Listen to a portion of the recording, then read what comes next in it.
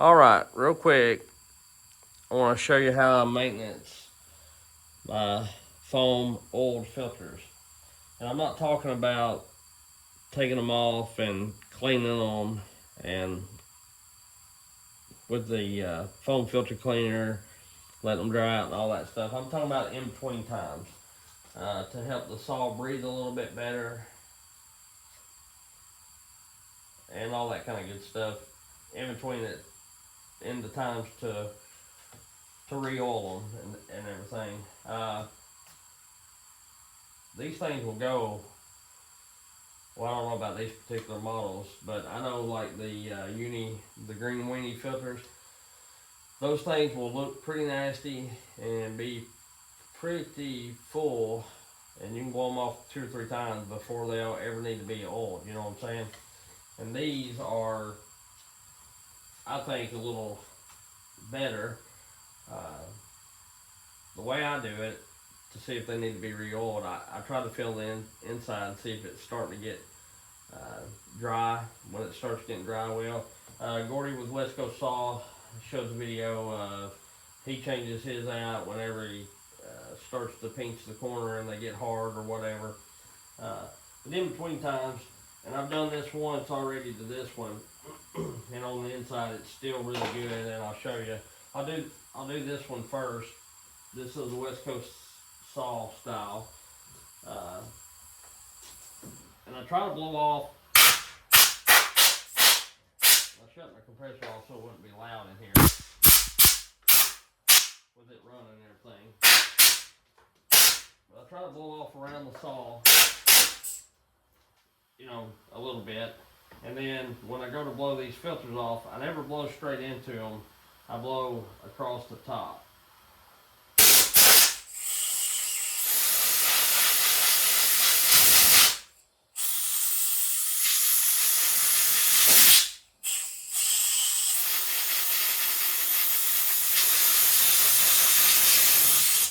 I don't want to blow straight into them because I don't want to I don't want to embed the fines into the foam filter.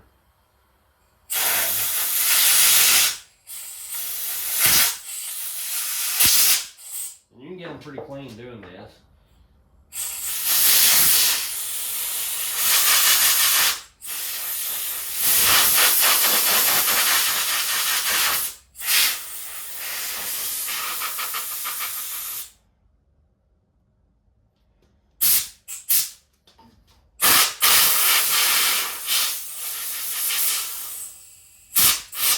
This thing is really tight when you first put them on. This filter is, so it really molds good and really sits in there once you get it. Like, it's got a little bit of suction is what I'm getting at. So I'm not really worried about any fines blowing past it. And I'll take the filter off.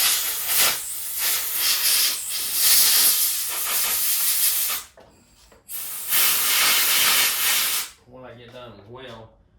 But I try to get the most of it off so don't fall in there. And like you can see, there's a little bit of grime and dirt around the outside.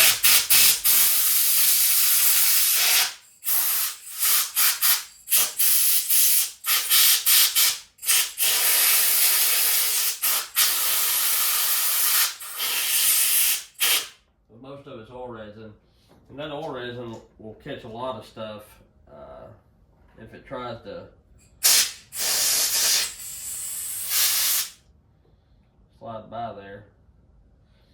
And here's what I'm talking about, like on the inside of this filter.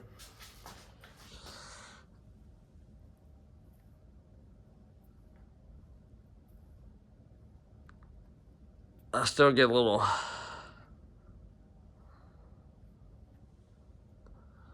oil on my finger, and over here when I was holding it down, it actually, I don't know if you can see it in the camera, but it actually spider webs off there. So I know it's still got plenty of oil. But I'll, I need the corner or the inside edge. And you can see this is the line that's on the part of the saw right in there. And so you can see that it's a little dirty here, but from this line in, there's nothing. So this setup is really, really good as far as keeping fines out.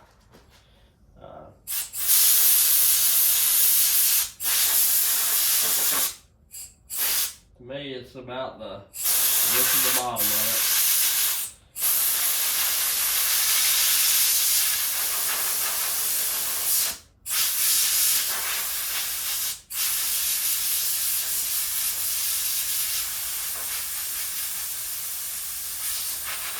I'm out of there. But anyway, now look, just make sure that I ain't got none inside here.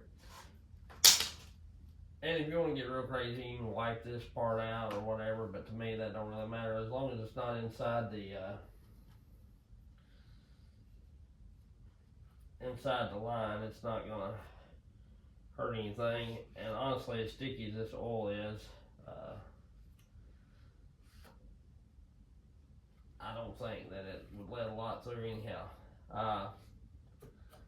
As far as the type of oil, that wasn't real smart, putting the dirty toboggan on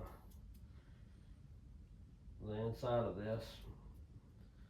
But I've never been accused of being the smartest fella in the world. I gotta remember how this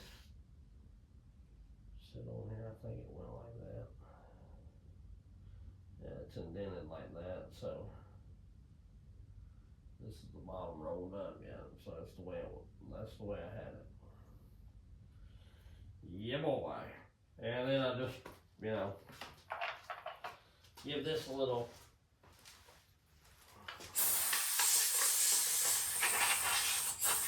doosey-doo, because that oil will get a little bit on this cover here, and it'll hold a little fines. And see, this one's really tight. Okay,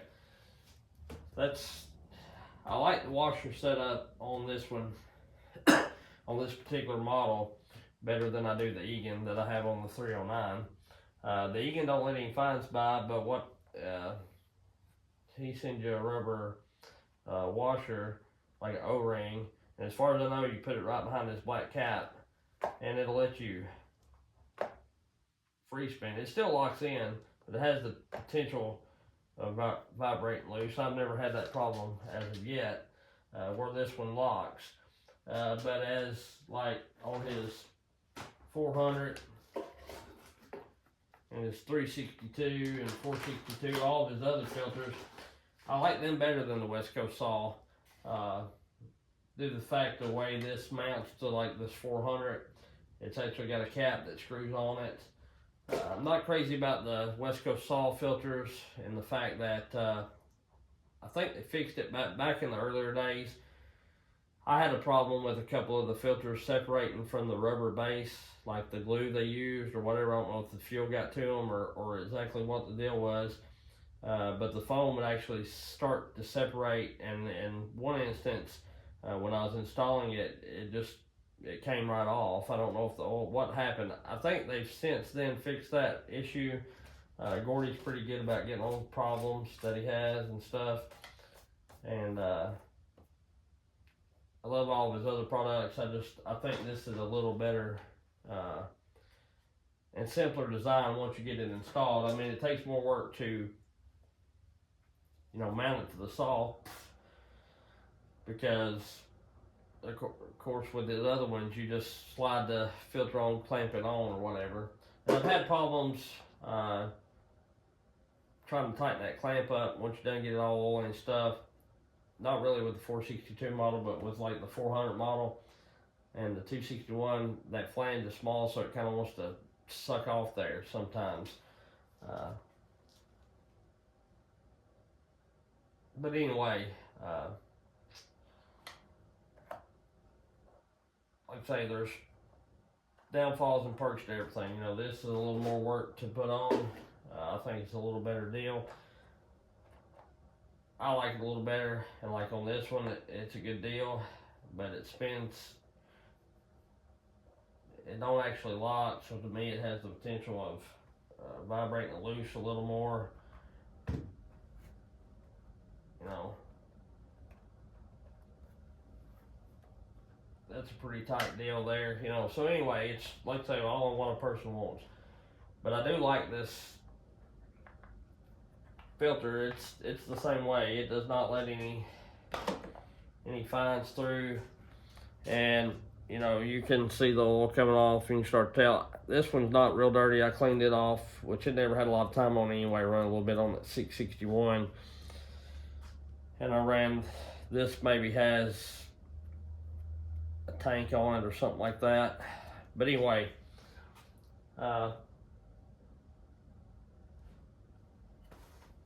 it presses really tight right here, and then this part, which I need to wipe out, this black piece, this foam filter fits really tight around this black piece, so it's not going to let any fines through there, you know what I'm saying.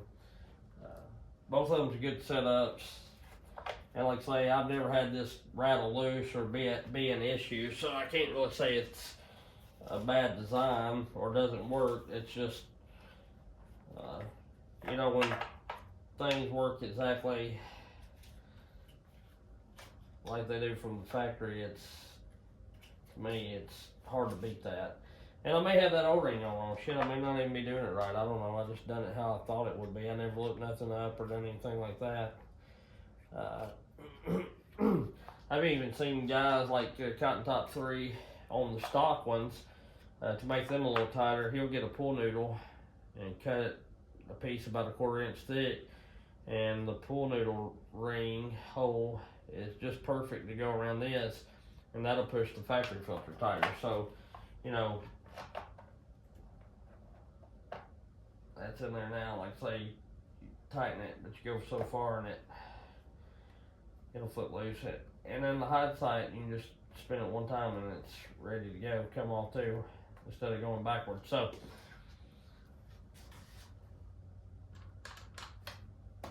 you know, 61 1/2 dozen,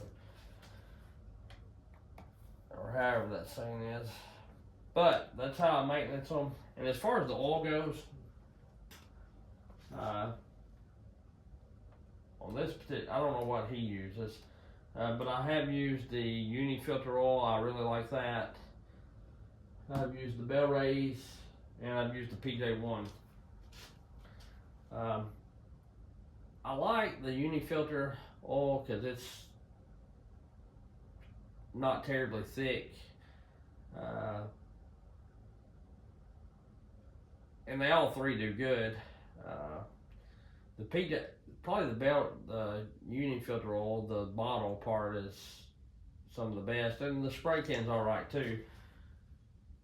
But the PJ1 I like it. It's tacky and it's not a real thick oil, so I feel like it lets the filter breathe a little more. More of a factory style filter. And I may be completely wrong, but it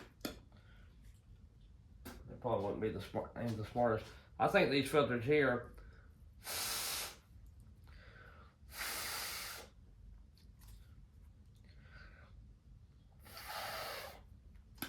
let a little more air in, you know, let the saw breathe better, honestly. The stock filters, I feel like they do. I don't know how much you've seen of me blowing in that or whatever, but I blew through these and I can feel more hot air, and this don't even have any oil on it. I wouldn't do it if it had oil on it. Maybe it does. Maybe that's why I'm spitting. Yeah. I won't let any dust in my mouth from all that hot air. But anyway, I feel like the factory filters let a little more air breathe through. So that's why I like the PJ1 or PJB or PJ who the hell ever. Whatever it is. I'll show it to you. How about that? PJ1. This stuff is, and I only found this in the aerosol can, so I don't know if they make it in the bottle, but I'll show you here. You put a little in something, on something. Use this right here for example. It's pretty good and nasty. So, y'all see, my videos always turn long because I'm not very prepared, and then I think of stuff to tell that might be helpful, and it may not be, I don't know. But it's something I feel like talking about, so that's what I do. You see how that's pretty thick? And of course you can squeeze it out. And it is cooler down here in the shop. I only had the heat on for just a bit, but that's pretty thick oil. And it'll thin out, but then you get some of this.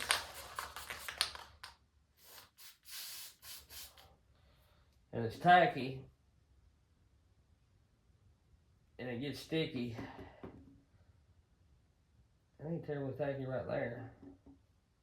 But it starts to get tacky as it starts to do it, and it oils the filter. I mean, I've done filters in them before, like where this stuff is really thick and tacky. So I feel like this lets the filter breathe. I don't know if I've got a filter with no oil on it. Not like I both do.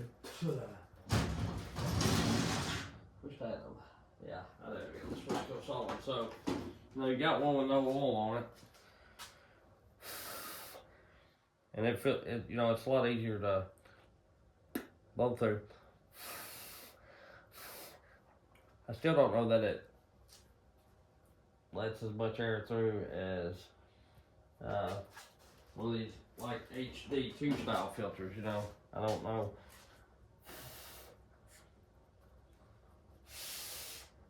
Maybe about the same. So I feel like with this, it lets it breathe a little more like this setup. And I don't know, I've never really done any testing, it's just my thoughts. Somebody that has done that, let me know.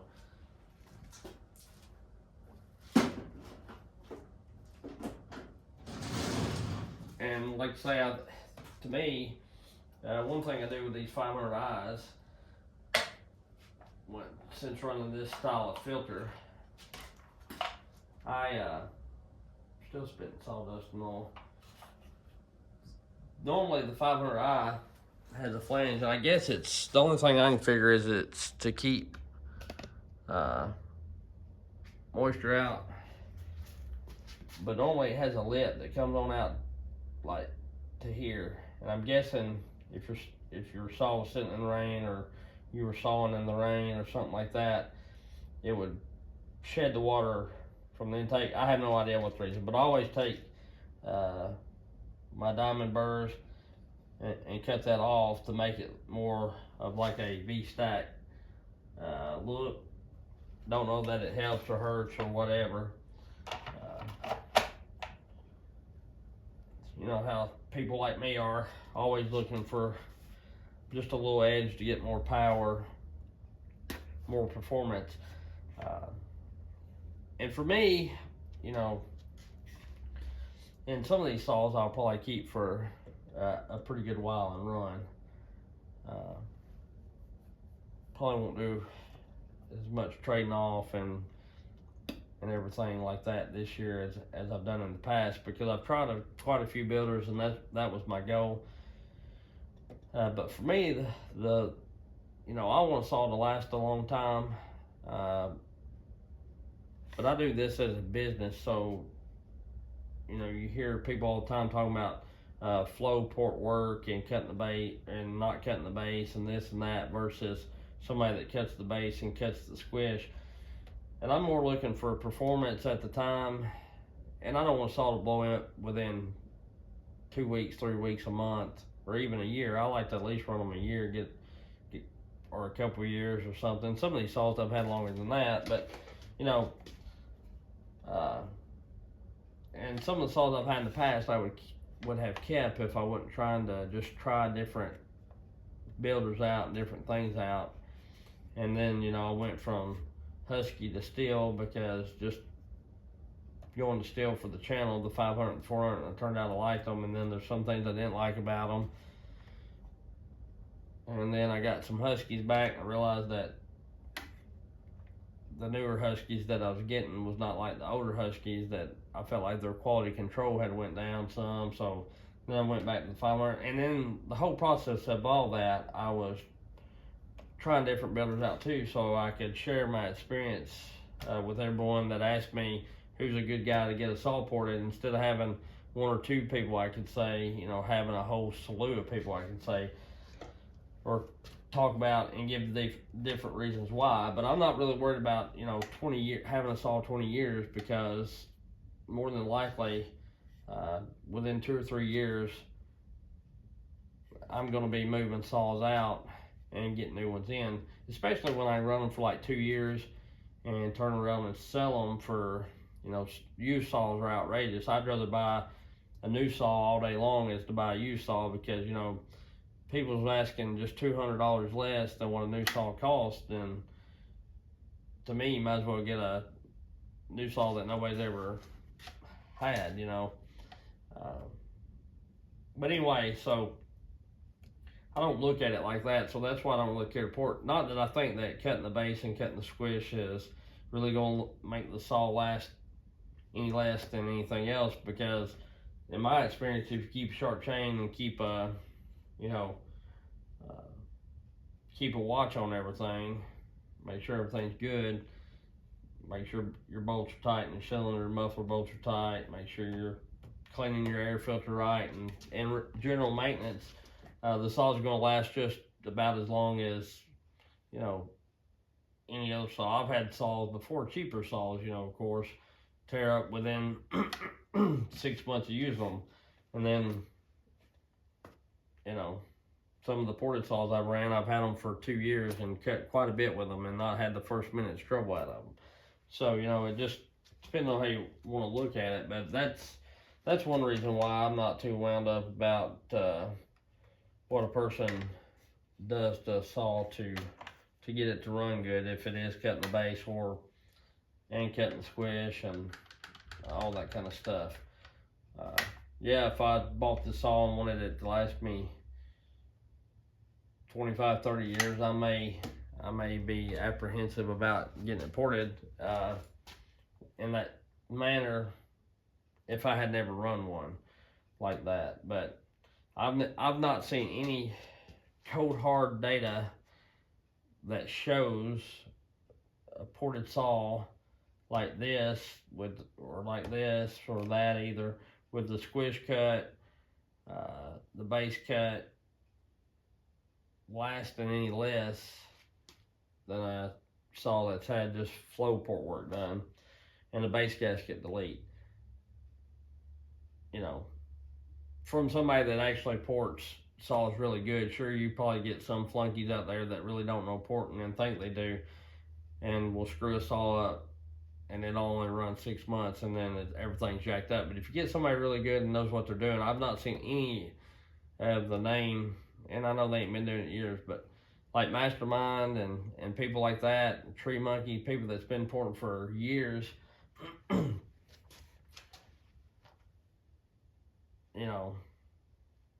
I haven't seen anybody come on their channels and say, well, you built me a saw a year ago and it blew up, or you built me a saw 2 years ago. Most of the people that's getting these ported saws are professional timber fallers, and they're lasting years. I'd say years, 4 or 5 years, putting millions of board feet on them. The average firewood cutter and tree guy,